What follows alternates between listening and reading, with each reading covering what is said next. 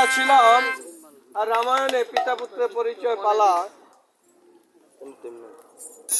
ওই পালাটি রাম লক্ষণ বস্ত্র দান করবেন। মণি ঠাকুর উপনীত ছিলেন না, মহামণি বাল্মীকিকে আনবার জন্য সুমন্ত্র গিয়েছেন গোদাবরী নদীর তীরে। সেখানে নিমন্ত্রণ পেয়ে বাল্মীকি মণি ঠাকুর সুমন্ত্রকে বিদায় করে দিয়েছেন। আর মণি ঠাকুর ভাবে মনে মন, আমাকে অযোধ্যায় করতে হবে গমন। আমি যদি অযোধ্যায় না যাই, আমার রামায়ণে অসমাপ্ত কার্য হবে না সমাপন, পিতা পুত্রের মিলন হবে না সমাপন। তাই করেছে কেমন, আজ ওই মহামণি ঠাকুর বাল্মীকি মণি ঠাকুর সীতার পত্র কুটিরে এসে দিয়েছে দর্শন। এসে দুহস্ত প্রসারিত করে বলেছে, কোথায় গো মা জনকের জি? আমি কাল করেছি একাদশী, আজ আমায় কিঞ্চিত ভিক্ষার কথা শুনে জানকী সীতা দেবী পত্র কুঠিরে থেকে ভাবে মনে মন, আজ আবার কে এসেছে ভিক্ষার ছলনা করে আমাকে করিতে এই চিন্তা করে সীতা দেবী পত্র কুঠির থেকে বেরোবে। দেখিবারে পান মহামণি বাল্মীকি যে দাঁড়িয়ে রয়েছে তাই দেখা যায়, করে ভিক্ষার জন্য দাঁড়িয়ে রয়েছে তাই দেখা যায়। এবার তা শুনে দেখে সীতা দেবী বলতে আরম্ভ করেছে, কি ভিক্ষায় দেবা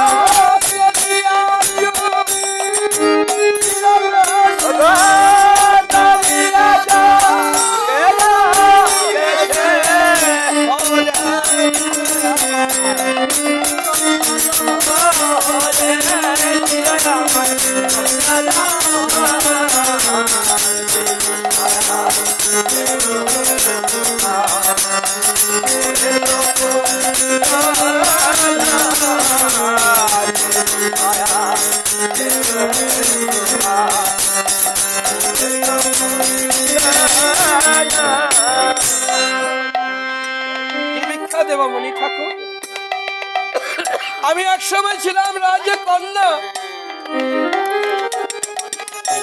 কর্মগুণে হয়েছিলাম রাজমহিষী, রাজরানী। আজ আবার কর্মদোষে হলাম বনবাসিনী।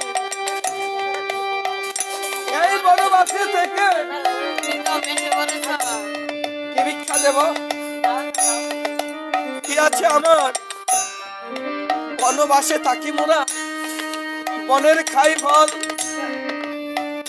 বৃক্ষতলে থাকি মোরা, শিশিরের খাই জল। আসলে এসে দেন, আসলে এসে ভক্তি দেন ওইখানে।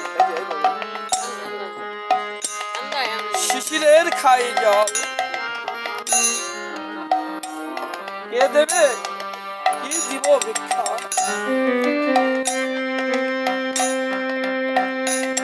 ভিক্ষার কথা শুনে সীতা দেবী নয়ন জলে ভেসে যাচ্ছে। মনি ঠাকুর গো, আমি যখন ছিলাম অযোধ্যাতে, তখন যদি একবার যেতে, আমি দিতাম ভিক্ষা সাধ্য মতে। আজ কি হবে? বস্ত্র থালাটা হাতে নেন, বস্ত্র থালাটা হাতে নেন। দাঁড়ায় দাঁড়ায় ধরো, যাতে ধরেন ধরেন। চুকার দিয়ে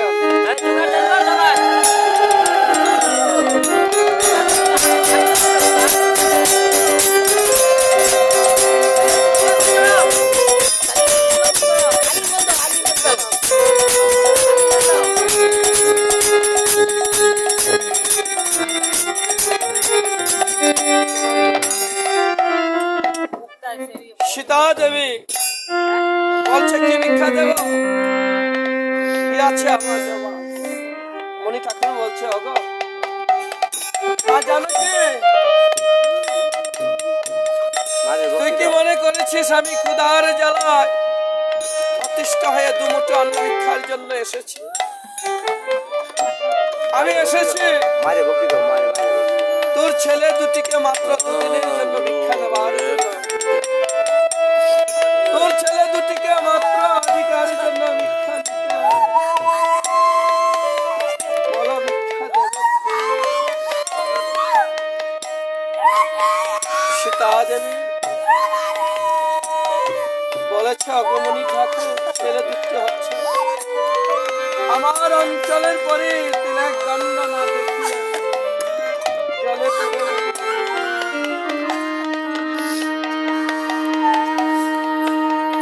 তাই করেছে কেবল সীতার নিকট থেকে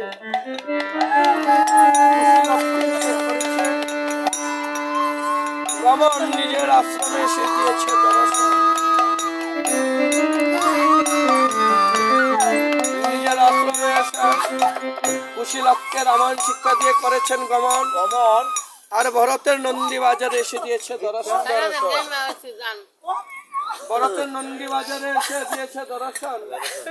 কুশীলককে সেখান থেকে নিয়ে মুনি ঠাকুর করেছেন গমন। অযোধ্যা এসে অযোধ্যা ভবনে এসে দিয়েছে দর্শন। আর রামচন্দ্র কুশীলককে দেখে বলেছে মুনি ঠাকুর, ওই তারাই কি করে রামায়ণ কিন্তু তারাই করে, তাহলে আজ এই যজ্ঞ মণ্ডপে করতে হবে রাম নাম। প্রভু রামচন্দ্র জিজ্ঞাসা করেছিল কি তোদের নাম, কোথায় দাম, তোদের পরিচয়? আবার কুশীলক দুবাই পরিচয় বলতে আরম্ভ করেছে।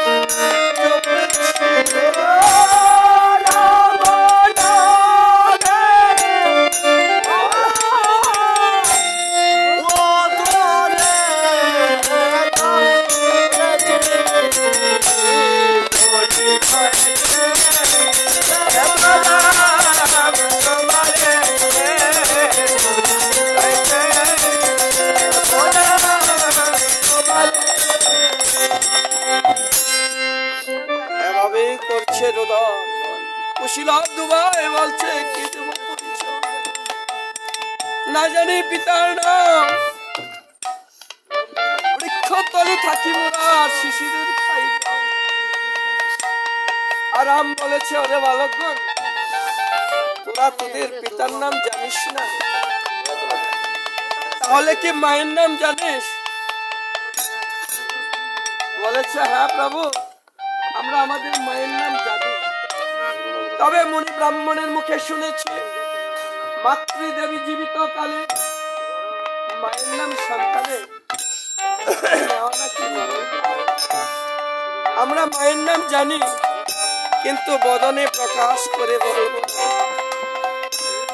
আবার রাম বলেছে ওরে বালকগণ, তাহলে তোরা কি তোদের মায়ের আকৃতি কেমন বলতে পারে? তোদের মা দেখতে কেমন? কুশীলব বলেছে হ্যাঁ প্রভু, তবে শোনো, আমাদের মাঝে জনম দুঃখী, ওই জনম দুঃখী কেমন আমরা বলছি।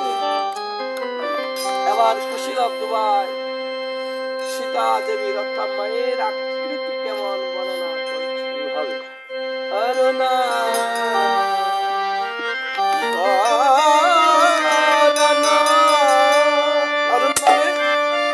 সকালে যে সূর্য উদিত হয়, ওই সূর্যের যে রং আমার মায়ের না বর্ণনা ঠিক কেমন। অরুণা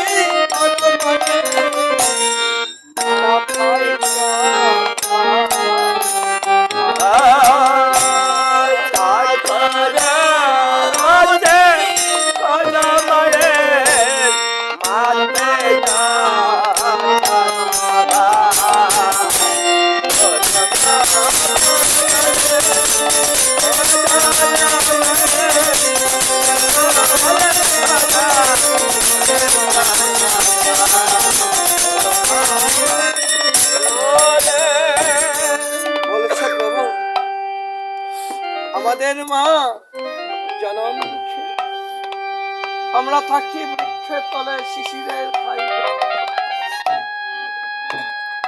প্রভু রাম শুনে বলেছে ওরে বালক, তাহলে কি তোরাই সীতার নন্দন? আমার মনে মনে চিন্তা করছে না না, আমি তো সীতাকে বনবাসে দিয়ে এসেছি। কিন্তু আজ আমার প্রাণ এমন করছে কেন? ওরে বালকগণ তোরা খুলে বল, একবার আয় আমার খুলে আয়, একবার পিতা বলে যা, ওরে ডাক না রে।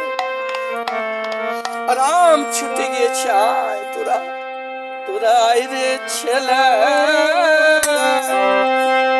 আয় রে খুলে, আয় রে ছেলে, আয় রে খুলে,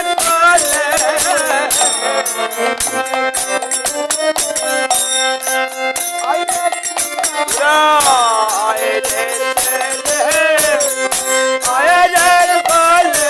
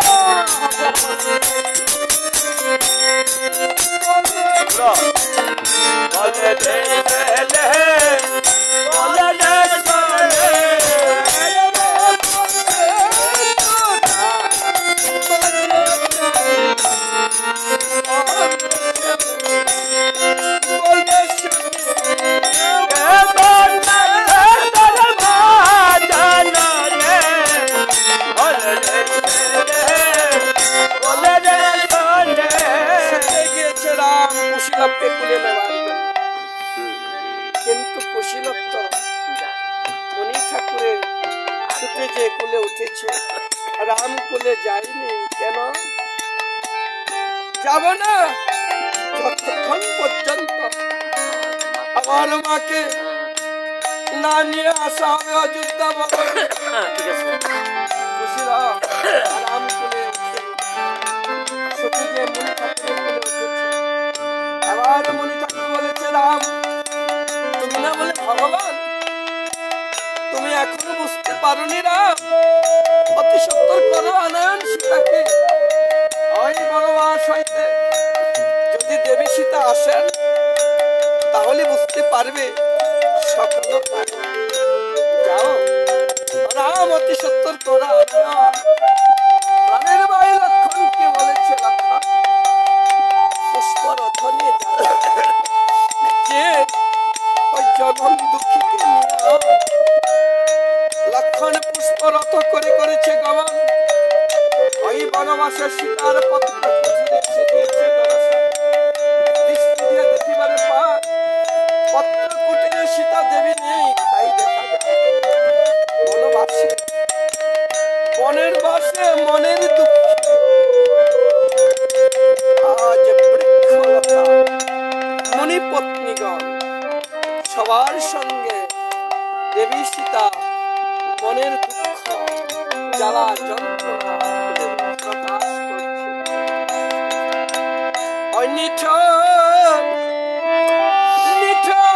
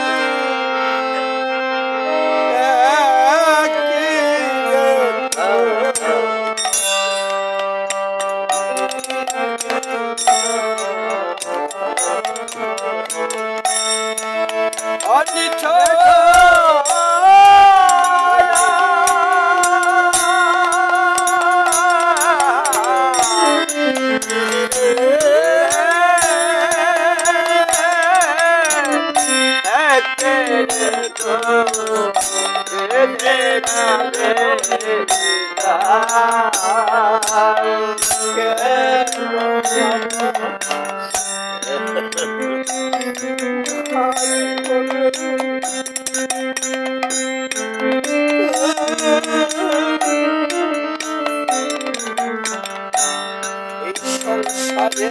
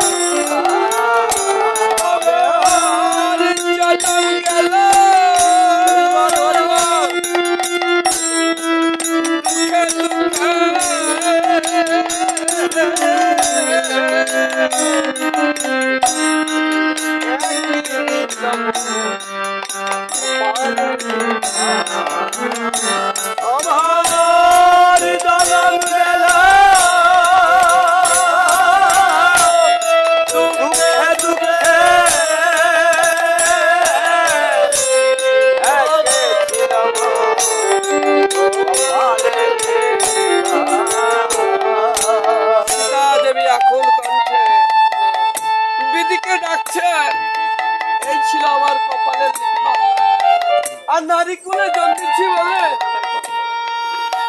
হয়ে আছি তোমার চরণ হারা। ঠিক তখনই লক্ষণ যে উপনীত হয়েছে, বলছে আমার করুণার উদান, চলো আমার সঙ্গে অযোধ্যা ভুবন, প্রভুর আদেশ হয়েছে। শুনে সীতা দেবী বলেছে, এতদিন পর প্রভু এই দাসীর কথা মনে পড়েছে। আমার যাবার কথা শুনে চেয়ে দেখ, বনের বৃক্ষলতা মণিপত্রগণ সকলেই করছে রন্ধন।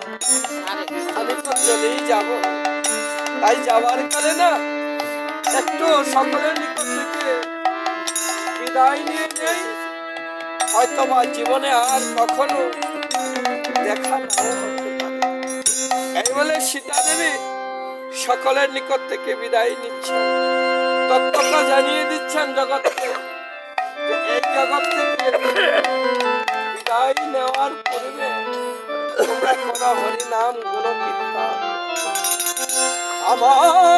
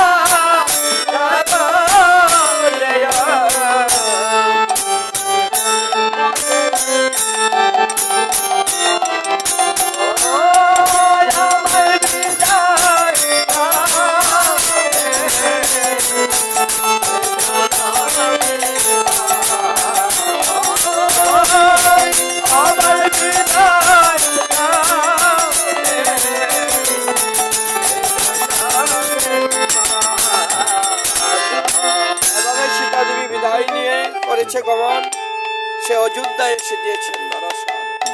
সীতা দেবীকে কুশীলব দূর থেকে দেখতে পেয়ে ছুটে যে রথের উপরে মায়ের কোলে উঠেছে, আর মায়ের বদন খানি অস্ত্র দিয়ে লেপন করে বলছে, ও মা, মনে হচ্ছে কতকাল যাবৎ দেবে তোমার বদন খানি।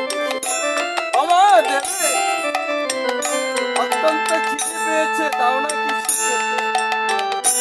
সীতা দেবী ভাবে মনে মনে, বনবাসে যাবার কালে অন্তপুরে রেখে গিয়েছিল চরু বসিয়ে।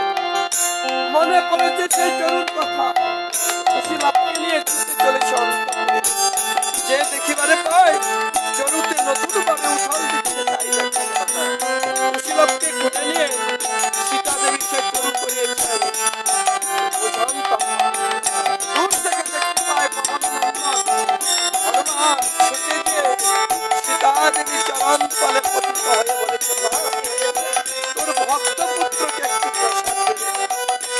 সীতা দেবী ভক্তের মনোবাসনা পূর্ণ হনুমানকে করে নিয়েছেন। ওই শুরু করিয়েছেন পূজা। ভোজন শেষে হনুমান কুশীলবকে সীতা দেবীকে নিয়ে করেছেন গমন, যজ্ঞ মণ্ডপে এসে গিয়েছেন পদার্থ। আবার যজ্ঞ মণ্ডপে এসে যখনই সীতা দেবীকে রামের বাণী বসিয়েছেন আর কুশীলবকে দিয়েছেন রামের কোলে, ঠিক তখনই চতুর্পাশে ৭,০০০ মণি ব্রাহ্মণ একই সময় পদধ্বনি করছেন আরম্ভ। আর তখনই চতুর্দিকে নারীগণ করেছেন মঙ্গল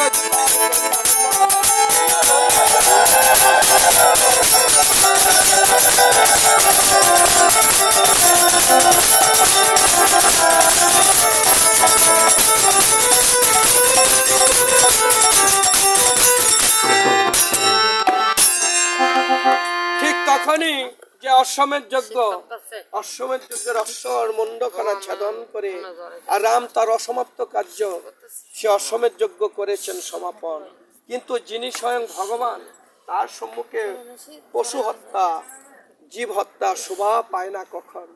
তাই মুনি ব্রাহ্মণগণ নিজেদের করঙ্গ থেকে জল উঠিয়ে রাম নামে আচ্ছাদিত করে যখন অচৈতন্য অশ্বের উপর ছিটিয়ে দিয়েছেন, ওই রাম নামের বলে অচৈতন্য চৈতন্য লাভ করেছেন। আর হনুমান এর দৃশ্য অবলোকন করে সকল ভক্তদের ডেকে ডেকে বলেছেন, এমন মধুর মিলনের দিনে তোমরা সকলে মিলে করে রাম জয় ধ্বনি আরম্ভ রাম গুণ কীর্তন। কিন্তু যে জন্য হয়েছে আজ এই আর রামায়ণ কীর্তন আসর, কি জানি নাম ওনার, যে বিদুভূষণ গোস্বামী এই ভবের মায়া মমতা ছেড়ে সকলকে শোক সাগরে ভাসিয়ে এই জগৎ থেকে বিদায় নিয়েছেন। আমরা এই প্রার্থনা করব যেন দয়াময় দয়াল হরি নিজ গুণে দিয়ে চরণ করি, তার চরণে কৃপা করে থাকেন। যত ভুলে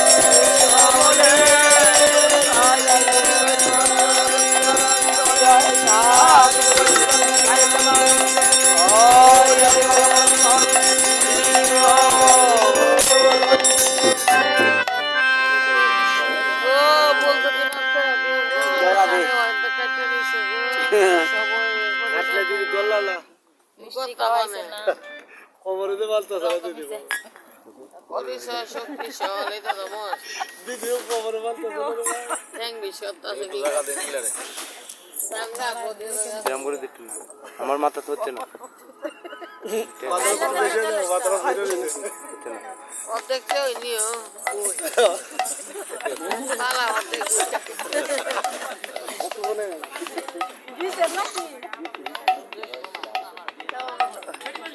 মিষ্টি একটা এই ঘরে কি নাম নিয়ে যাইতে পাও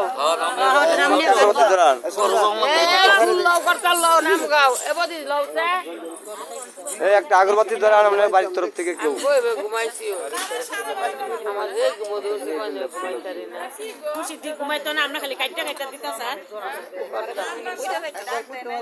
নামটা লয়ে যাও ফুলটা লয়ে গরকালটা লয়ে নাইছে নাইছে গায়ো আগরবাতি মোমবাতি নিত্য আগরবাতি মোমবাতি সন্ধ্যাবাসী গো